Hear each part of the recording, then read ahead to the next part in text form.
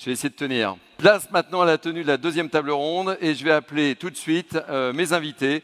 Je vais appeler Rodolphe Alexandre, président de la collectivité territoriale de Guyane.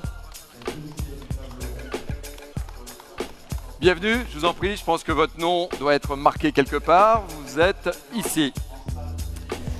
J'appelle tout de suite Carole Delga, présidente d'une très belle région, la région Occitanie. Carole Delga, qui doit être parmi nous. J'appelle Renaud Muselier, président de la région Sud, Provence-Alpes-Côte d'Azur. Renaud Muselier, toujours très dynamique. Vous avez vos supporters là, hein, déjà là. J'appelle Philippe Val, président directeur général du groupe La Poste. Oui, exactement. Et il me manque Carole Delga, qui ne va pas tarder à arriver. Bon, je vais m'asseoir, si vous ne voyez pas d'inconvénient. Merci en tous les cas d'avoir répondu présent à cette table ronde. On va essayer de faire vite parce que je sais que Philippe Val, comme Gérard Larcher, ont des impératifs horaires. Même règle de jeu pour tout le monde. On aura 30 minutes maximum. Ma première réaction, ce serait justement, Renaud Muselier, de réagir par rapport à ce que le Premier ministre a pu annoncer ce matin en disant que la main était tendue aux régions avec un certain nombre de points. Ça vous inspire quoi, Renaud Muselier ? Quand on me tend la main, je la serre toujours. C'est la première chose. Je reconnais bien l'homme du Sud en vous, là. C'est-à-dire que nous étions chez notre ami au Centre Val-de-Loire, à Orléans, dans un congrès qui ne s'était pas très bien passé quand il était venu s'exprimer. Il y avait une fronde des régions. L'année dernière, à Marseille, nous avions fait, avec les trois présidents, maire, département et région, et monsieur le président du Sénat, Territoires Unis. Et nous étions dans une situation où manifestement les corps intermédiaires, donc nous étions dans une situation d'éloignement et voire carrément de mépris, mais néanmoins avec un dialogue qui s'était renoué, mais la main n'était pas tendue. Cette année, on est dans un autre exercice. Alors, j'en ai pas parlé à Hervé ni à mes collègues présidents de région, mais mon sentiment à moi, c'est que j'ai pas tout compris. Alors ça m'inquiète toujours un peu. Sur l'apprentissage, je n'ai pas retrouvé un discours qui correspondait à la réalité de ce que nous vivions sur le terrain. Parallèlement à ça, les moyens financiers qui ont été mis en place ou qu'ils nous présentent sont des moyens financiers que je ne peux pas comparer avec ce qu'il y avait avant, donc j'ai du mal à faire la part des choses. Et après, voilà. Et Madame Carole Delga qui nous rejoint, qu'on peut applaudir. Vous m'avez fait peur, Carole. Hein. Et sur le volet de la décentralisation, qui est quelque chose qui est très important à nos yeux, on nous amène doucement sur la différenciation, en nous expliquant qu'on doit négocier ensemble pour arriver à sortir un débat d'ici 2020, pour finalement voir si c'est, comme c'est difficile, se retourner vers le président du Sénat pour lui expliquer que peut-être qu'ils ne seront pas d'accord. Et donc tout ça fait en sorte que c'est une main tendue qu'on sert volontiers, c'est un mode d'emploi, de travail qui est bon. Je trouve que les présentations de nos trois présidents, que ce soit François Barouin, que ce soit Dominique Dubussereau, que ce soit Hervé Morin, ont été assez clairs sur le fond comme sur la forme, et que la réponse mérite d'être étudiée, échangée. En tout cas, tout n'est pas tout à fait clair, et quand tout c'est pas très clair, je suis toujours moi, j'aime bien les choses plus simples. Voilà. Ok, donc c'était pas très clair. Rodolphe Alexandre, est-ce que ça a été davantage clair pour vous? Alors, d'abord, disons, je veux saluer tout le monde ici. Pour nous, ce n'est pas une question aujourd'hui de découverte. Le droit à la différenciation nous appartient. Moi, je viens d'un continent sud-américain. Je suis à la fois amazonien, européen et français. Et donc, depuis 1958, c'est un débat qui est récurrent chez nous. Nous avons entamé la procédure puisque ma majorité a souhaité demander une loi spécifique à la Guyane, qui est en cours, et le Premier ministre doit bientôt nous répondre. Parallèlement à cela, il y a d'autres collectifs, d'autres personnes qui revendiquent un statut qui sera à peu près assimilé à 74, lorsque nous savons parfaitement que dans notre territoire, on accepte difficilement des lois qui ne sont pas adaptées à nos réalités, à nos spécificités. Carole Delga, réaction un petit peu sur les propos du Premier ministre. C'était l'objet de ma première question, évidemment, et ensuite on rentrera dans le vif du débat.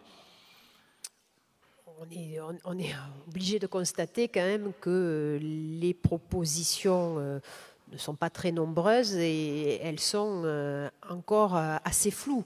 Donc ça veut dire qu'il va y avoir un temps de travail assez long.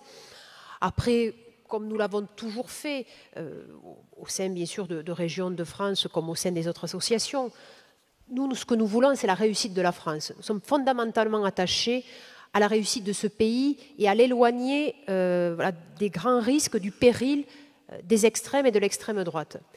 Et sur cela, nous avons toujours tendu la main, parce que nous sommes sur le terrain et nous sentons en effet les positions de nos concitoyens être sur parfois plus de radicalité, plus de rejet, ainsi de suite. Et c'est pour ça que je pense que dans notre pays, nous sommes vraiment à un moment de bascule qui peut être très dangereux. Et les propositions qui nous sont faites, donc, ce que j'ai cru comprendre, c'est que sur la question du service public de l'emploi, la région serait chef de file un peu sur la question. Bon, ben, écoutez, très bien. Bon, il n'y a que 3 régions, c'est ça, qui vont être... 3 régions test. Qui seront en test, bien sûr. Moi, pour ma région, on sera candidat. Enfin, on va en discuter, de voir quels seront les 3. Bon, on va y aller, mais... Bon, franchement, là, le discours a été très long, mais avec peu d'annonces concrètes. Sur la question des crédits européens agricoles, je n'ai pas compris est-ce que ça va être une délégation de gestion, sous quelle forme, enfin, est-ce que ça porte juste sur les mesures surfaciques ou sur les autres, enfin, bon, c'est pas... Okay. Mais donc, enfin, nous, je veux dire, comme on l'a toujours été dans nos associations, on veut faire avancer le pays, le faire gagner, et on a besoin d'avoir un pays qui soit plus agile. Et la décentralisation, c'est l'agilité. Ce que nous demandent nos concitoyens, c'est d'être utile, c'est de résoudre leurs problèmes. Et c'est pourquoi nous, on défend au sein de Territoires Unis qu'il y ait l'État, un État fort, qui soit sur les compétences régaliennes, qui structure notre République, l'armature républicaine, et ensuite qu'on laisse aux différentes strates avec une bonne répartition, un non-chevauchement sur les compétences. Sur un exemple où moi je suis restée vraiment sur ma faim, sur la question de l'emploi et de l'économie, objectivement, il y a encore des doublons entre les services de la région et les services de l'État. Cela n'a pas été évoqué. Il y a, regardez la gestion des fonds européens, c'était quand même fou comment ça s'est passé. La région en avait la responsabilité et on ne nous donnait pas les logiciels, on ne nous donnait pas les moyens techniques de verser les subventions. C'est-à-dire que c'était nous qui nous prenions les engueulots des agriculteurs, parce qu'en plus, la problématique des agriculteurs, c'est que ces gens-là, ils n'ont pas de quoi vivre quand même. Donc, leur expliquer que Isis et Osiris ne fonctionnent pas, si vous préférez, c'était quand même assez compliqué. Donc il faut avoir une vraie délégation de moyens à l'aune de la délégation juridique. Philippe Val, je ne vais pas vous faire réagir sur les propos du Premier ministre, mais la thématique, c'est en quoi le nouvel acte de décentralisation est-il la condition du redressement économique et social de notre pays. On va rentrer un petit peu dans le... Très rapidement. Nous, en tant qu'entreprise publique, nous sommes au service... J'ai bien dit au service, et c'est la raison de ma présence ici à Bordeaux, des politiques publiques, qu'elles soient de l'État, des collectivités territoriales ou ensemble. C'est notre mission depuis plusieurs siècles et nous sommes un partenaire des régions et je veux en profiter devant les présidentes et les présidents de région, devant vous, Monsieur le Président du Sénat, pour dire que par exemple d'ici la fin de l'année, nous allons annoncer l'ouverture de 3 plateformes colis, c'est-à-dire des grandes usines à colis que nous construisons depuis 2 ans, l'une à Brive, l'autre à Douvrin dans le Nord, enfin une à Chambéry, avant d'en construire d'autres. Ça veut donc dire qu'en tant qu'employeur, en tant qu'investisseur, la Poste est présente aux côtés des territoires. Renaud Muselier, sur cette thématique. Vous avez le micro là. Ouais. La Poste est à côté des territoires, heureusement. Hein. Ça, c'est le cri du cœur. Ce que je reconnais à la Poste, c'est cette proximité. Et ce que je reconnais à la Poste aujourd'hui, c'est d'engager une modification structurelle très profonde en son sein. Sinon, elle est morte, de toute façon. Et vous le faites bien. Donc moi, je me réjouis de travailler avec la Poste parce qu'effectivement, ils apportent des réponses qui sont très claires. Nous, on a un peu le même problème, c'est à quoi on sert les régions. Moi, quand j'ai été élu président de région à la suite de Christian Estrosi, ma fille qui a 22 ans, qui a toujours voté pour moi, ce qui est déjà un miracle compte tenu de ce que j'ai fait supporter à ma famille. Non, elle n'avait pas le choix. Non, elle a le choix. Elle n'avait pas le choix. Enfin non, elle a le choix. Mais elle m'a dit, mais papa, je suis très content, mais à quoi tu sers? Et en fait, c'est vrai que dans ces grandes institutions que sont la région, on s'est souvent décalé. Chez nous, dans la région Provence-Alpes-Côte d'Azur, on a une administration très compétente et très performante, mais on n'avait pas de décision politique pour toutes sortes de raisons. Et donc, on a décidé d'une part de dire non à tout, mais non à tout, c'est tout à fait négatif, ça ne sert à rien, mais ça nous permettait de redonner une lisibilité pour dire c'est la région, nous ne sommes pas un tiroir-caisse des autres collectivités ni de l'État. Et puis après, de mettre en place, une fois qu'on a fait ça pendant 1 an et demi, de mettre en place une stratégie autour de ce qu'on a appelé notre plan climat, notre COP d'avance. Ça fait près de 3 ans, 20% il y a 2 ans, 25% cette année, 30% cette année au niveau du budget, ce qui représente près de 480 millions d'euros. Et c'est la variable d'ajustement de la totalité de nos décisions. Mais ça a des conséquences immédiates sur nos concitoyens. Quand on l'applique, par exemple, et c'est là toujours la difficulté avec le gouvernement. M. Blanquer fait une réforme. Dans cette réforme, il change des manuels scolaires. On se prend la charge sur la totalité de nos collectivités. Est-ce qu'on met les manuels scolaires ou est-ce qu'on passe au numérique? Nous, on dit, après un long débat, on va passer au numérique. On passe au numérique. On fait en sorte qu'on fait voter cette décision dans les conseils d'administration des lycées. Grand débat aussi. Entre les syndicats de parents d'élèves, les anciens, les modernes, les connectés, les pas connectés, le papier, pas le papier, très bien, ok. On a quand même 86% des conseils d'administration qui ont voté pour le numérique. Moyennant quoi? On a mis en place, on a distribué à la rentrée, non pas des bouquins, mais des tablettes numériques, 100 000 tablettes pour chacun de nos lycéens de seconde et de première, qui sont connectés directement. Quand on distribue ces tablettes, quand on est dans les quartiers populaires, ils vous disent, mais moi, j'ai jamais eu de tablette. Parce que la fracture numérique est une fracture sociale, en fait. Alors que dans les quartiers chics, ils vous expliquent pourquoi cette tablette, c'est pas Apple. Donc, c'est ça la réalité. Et donc, on a la démarche qui est faite de faire en sorte que ça touche chacune de nos décisions, chacun de nos concitoyens. Et ces tablettes, qui appartiennent à 180 € la tablette, quand même, hein, qui ont dessus la totalité de leur manuel scolaire, 700 grammes pour 7 kilos, la branchée sur Le Monde, branchée sur les annales du bac, branchée sur l'Universalis. Et donc, ils ont la possibilité c'est à eux, mais ce matériel fait en sorte qu'au bout de 2 ans, on a mis en charge comment ça s'appelle, les recycler ce matériel si ils veulent plus s'en servir ou s'en débarrasser. On fait ça partout. Et nos 450 millions d'euros, ça fait pratiquement 1,5 milliard depuis qu'on est là, font en sorte que systématiquement, dans la totalité de nos territoires, on insuffle grâce à cette démarche-là. Et ça tombe bien parce que c'est aujourd'hui ce que veulent nos concitoyens. Et on a donc là-dessus des décisions qui sont prises. Par exemple, on a fait dans notre plan COP d'avance, validé avec la totalité des armateurs, la totalité du monde portuaire, le plan escale zéro fumée dans les ports de Marseille, de Fos, de Toulon et de Nice, où vous avez, grosso modo, le branchage à quai, des ferries ou des croisières qui arrivent, mais ce n'est pas si simple que ça, parce que la croisière qui arrive, par exemple, sur Toulon, quand il se branche, le croisiériste, ça éteint Toulon. C'est ballot.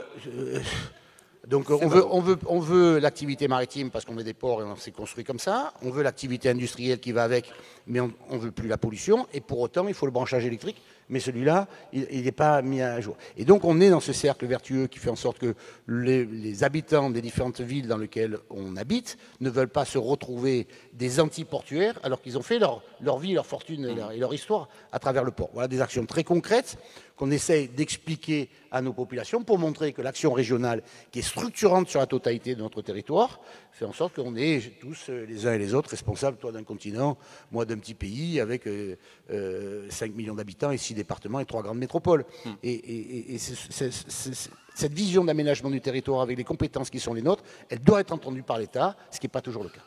Merci. Rodolphe Alexandre, vous l'avez évoqué en introduction, vous êtes loin de Paris, vous êtes à 8000 km et vous devez faire face, vous, à plein de particularismes. C'est un véritable défi au quotidien pour vous. Expliquez-nous un peu.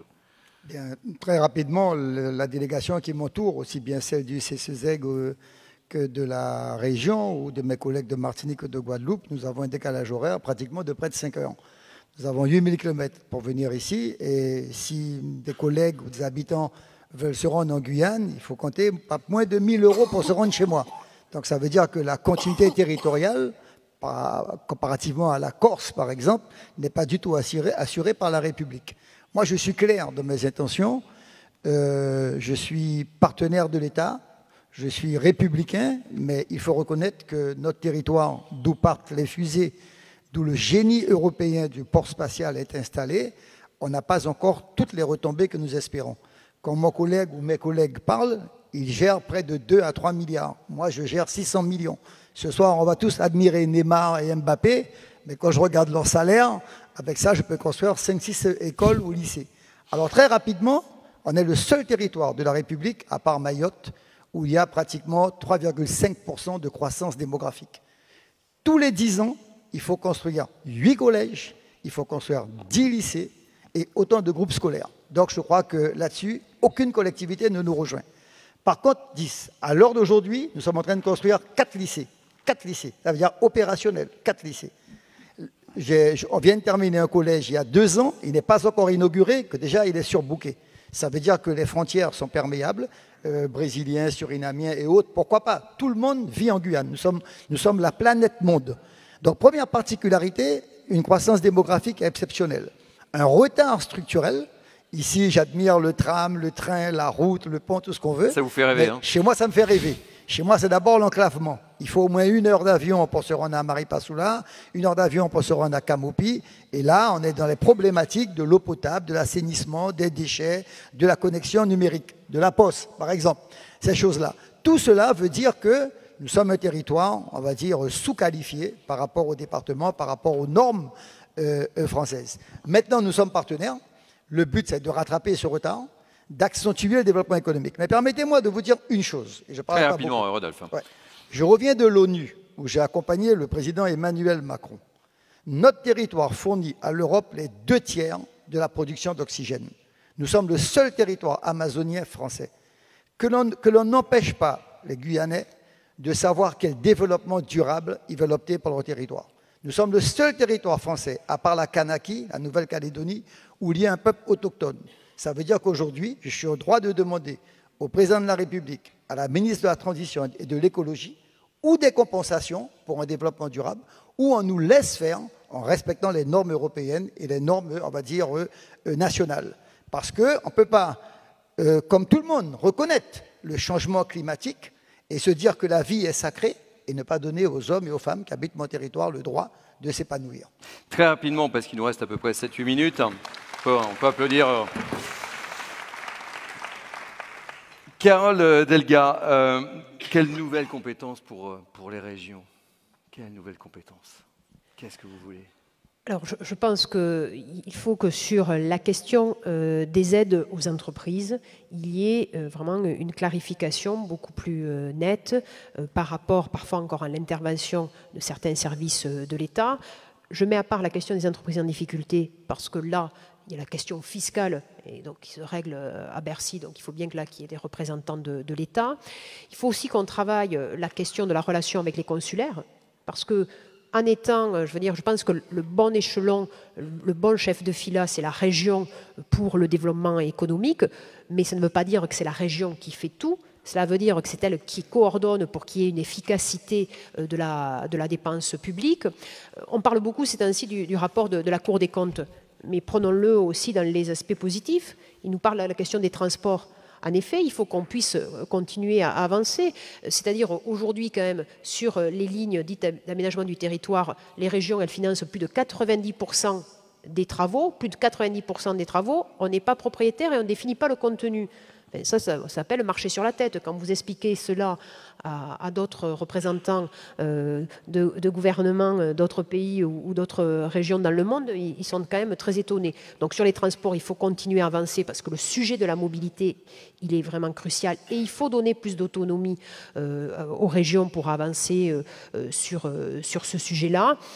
Et je pense après que sur la question de l'expérimentation, il faut qu'on puisse avoir d'autres champs qui soit ouvert. Là, tout à l'heure, et je m'excuse, j'étais un peu en retard, parce qu'on discutait avec Alain Rousset de la problématique de l'eau, parce que sur notre bassin à Dour-Garonne, on a une sécheresse qui va s'annoncer dans les prochaines années. Il va nous manquer 1 milliard de mètres cubes d'eau. Sur cette question de l'eau, quand il y a des urgences, il faut que sur les territoires où on a des urgences qui sont territoriales, il faut permettre d'avoir, je veux dire, une souplesse d'adaptation et où on responsabilise les territoires. Ça veut dire qu'il y a une souplesse, une délégation de compétences pour les régions, mais il faut aussi que cela suive avec une déconcentration plus forte. Parce que si à la Guyane, on donne des moyens en tant que collectivité territoriale, mais s'il faut qu'à chaque fois vous remontiez sur les ministères, voilà, vous allez avoir le même souci. Donc il faut avoir plus de souplesse et un champ des expérimentations sur les sujets qui sont spécifiques au territoire. Et dedans, voilà, je mets sur la question de la transition écologique et énergétique, il y a la question aussi de l'eau, qui est un vrai sujet. Et ce comité État-région souhaité par Hervé Morin et qui va se traduire par un comité État-région sur l'agriculture fin octobre, hein, si je m'abuse, ça va dans le sens de ce que vous souhaitez, néanmoins. Oui, tout à fait. Mais voilà, on n'a jamais refusé de travailler. On a toujours fait quand même, maintenant, ça va faire 2 ans qu'on fait beaucoup de propositions. Dans le territoire uni, il y a eu vraiment des axes qui ont été développés. Bon, voilà, force est de constater que pour l'instant, ils ne sont pas pris.